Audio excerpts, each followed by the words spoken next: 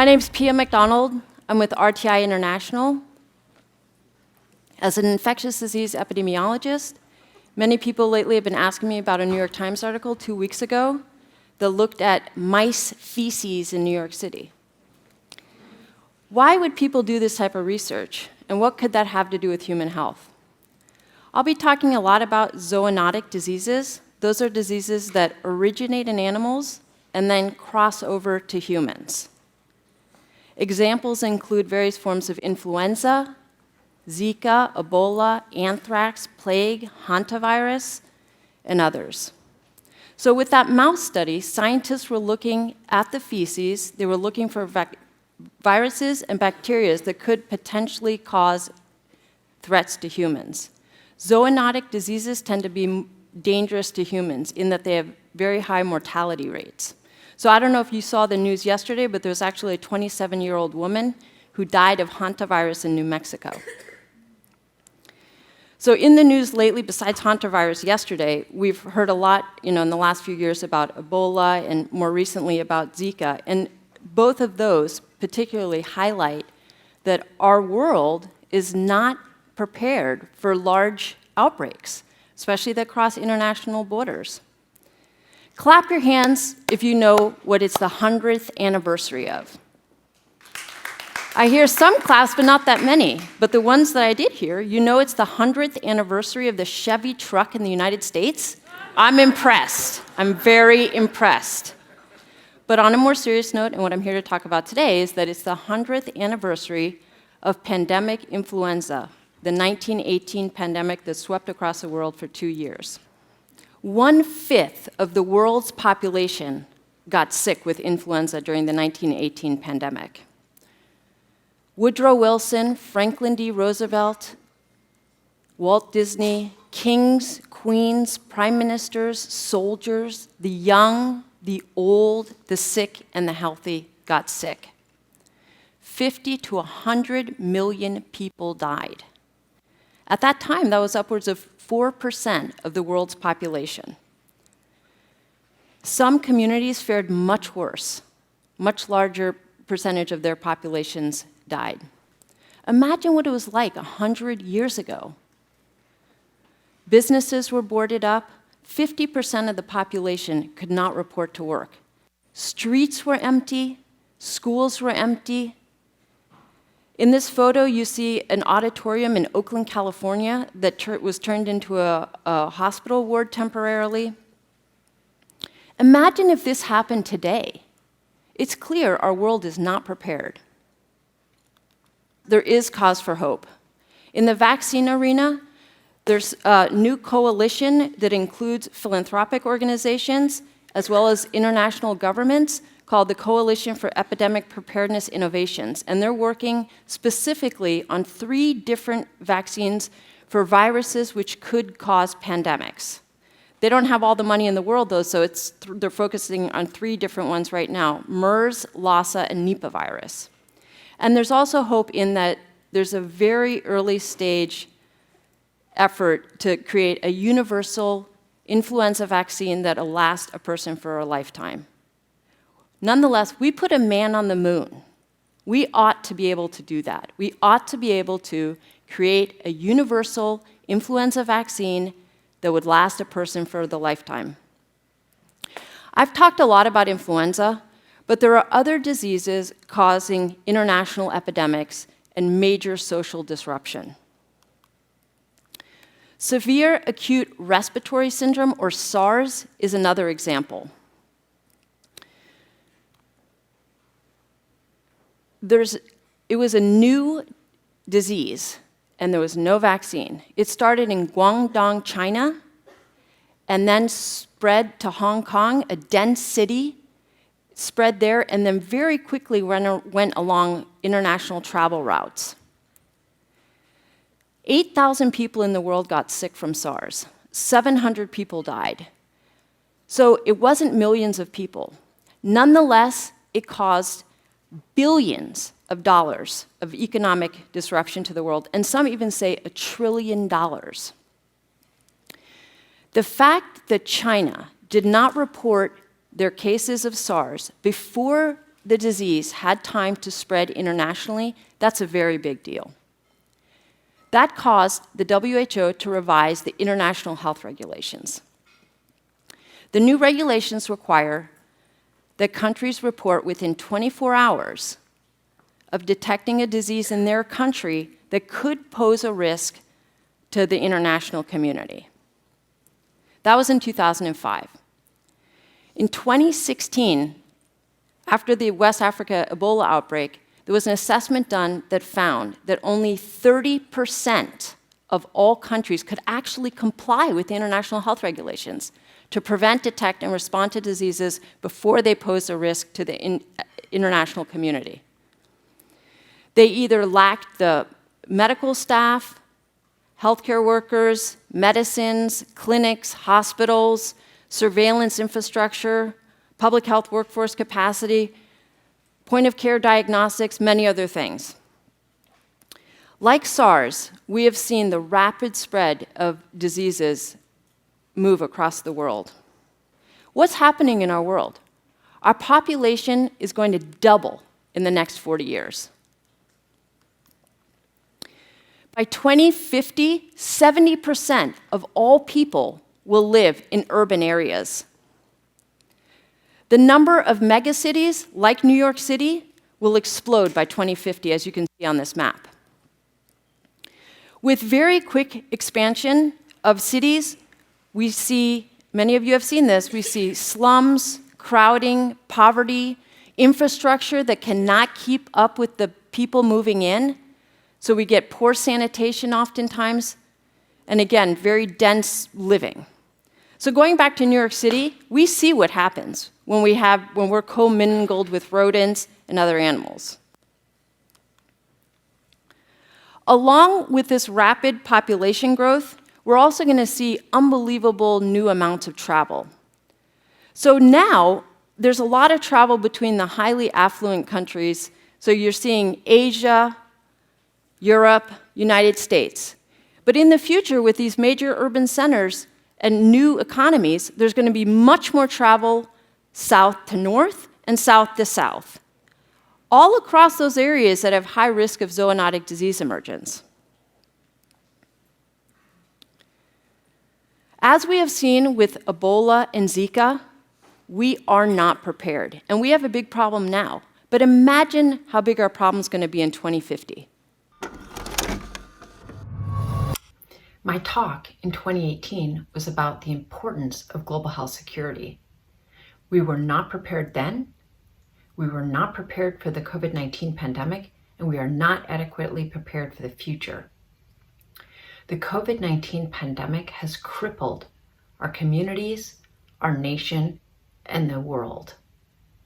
It's blatantly illuminated holes in our archaic public health systems and accentuated our societal disparities. Nonetheless, the speed of developing and distributing vaccines for COVID-19 has been unprecedented and truly astounding. It took less than 1 year. Vaccines have historically taken much longer to develop. The previous record was with the mumps vaccine, and that took 4 years to develop. I mentioned the Global Coalition for Epidemic Preparedness Innovations that was launched at Davos in 2017. They've expanded their focus past Lassa fever, Nipah virus, and MERS to support a diverse portfolio of COVID-19 vaccines. They've also committed and are dedicated to the fair allocation of those vaccines worldwide. My first moment of panic with the COVID-19 pandemic, I can remember the absolute day. It was March 1st, 2020, when I realized there was something very wrong and troubling with how our country was responding to COVID-19. Other governments were getting massive testing out to their population. Our government could not get a working test quickly distributed to states, and therefore were severely restricting who could get tested within our communities. With these restrictions, our ability to detect community transmission in the United States was severed. At that moment, I knew we were flying blind into a massive outbreak without any understanding of its movement in the United States. Undoubtedly, I knew this meant the virus would take root in the US and spread quickly. This was the same day that my 76-year-old mother boarded a cruise ship to go down the Nile River, and my 84-year-old father flew across the United States. I was utterly terrified. There's one more thing. CDC said that bandanas could be used in the hospital as protective equipment. How could they suggest we protect our healthcare workers like that? This past year, my colleagues and I have been immersed in working on COVID-19. RTI International is very engaged in responding to the COVID-19 pandemic. We support the National Institutes of Health, the U.S. Centers for Disease Control and Prevention, and the U.S. Agency for International Development, among others.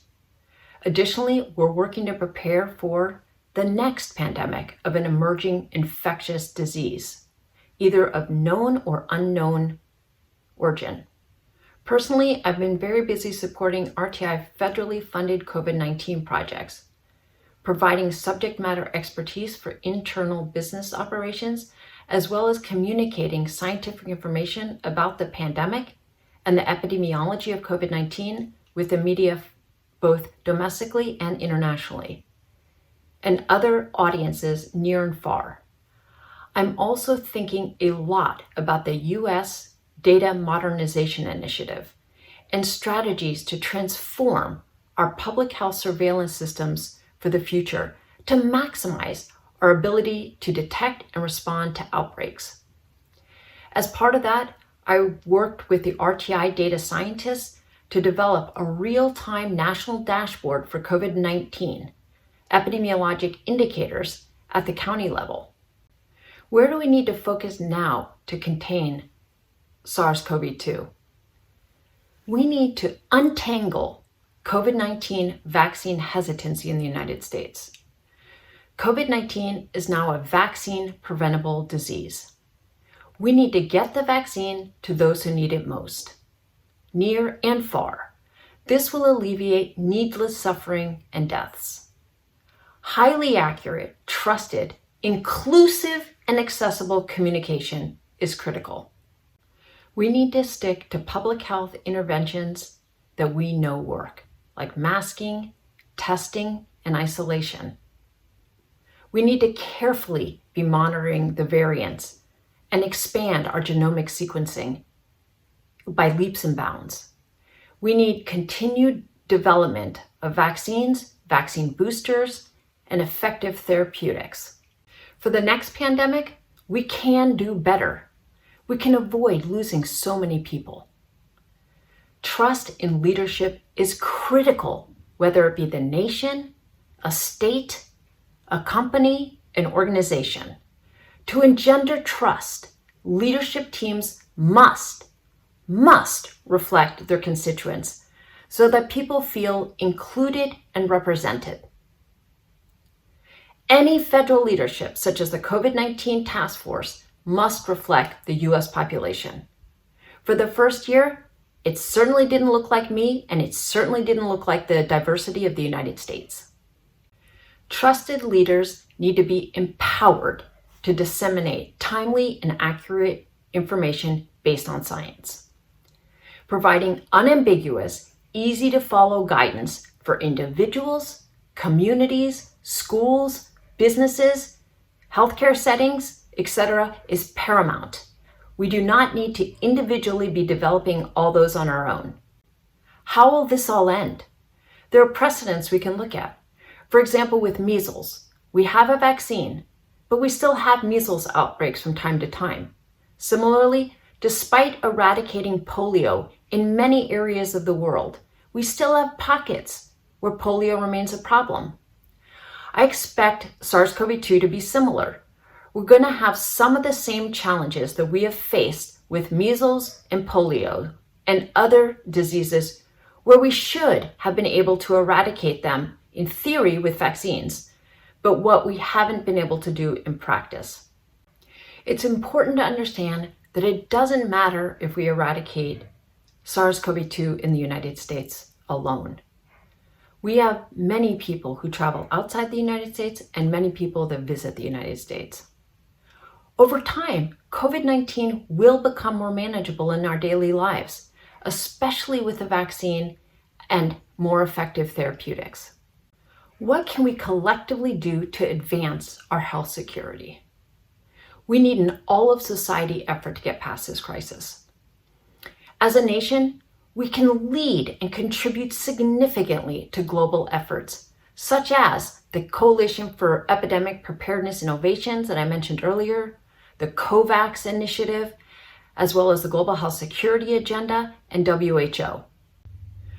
Our Congress can fund public health preparedness and global health security permanently. Funds should not just materialize when an outbreak or pandemic occurs. We need to build and maintain systems for when we need them. We also can strive for access to universal health care. This naturally fuses public health and healthcare, making us all safer.